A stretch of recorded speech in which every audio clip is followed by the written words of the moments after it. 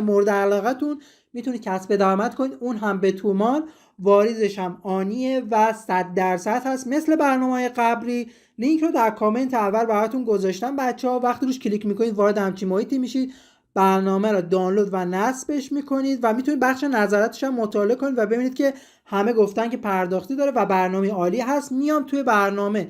الان من وارد برنامه شدم. از قسمت پیشنهاد اینجا نگاه کنید، موزیک هایی هست از مثلا رضا صادقیه و خوانندگان دیگه که شما روش کلیک میکنید و موزیک رو گوش میکنید اون مقداری که گفته و درآمدش رو دریافت میکنید. اما این اپلیکیشن بجز کسب درآمد از موزیک روش های دیگه هم داره، مثل نصب بازی، شرکت کردن توی نظرسنجی، دیدن تبلیغات و همچنین دیدن ویدیو که همه اینها میتونید ازش کسب درآمد کنید.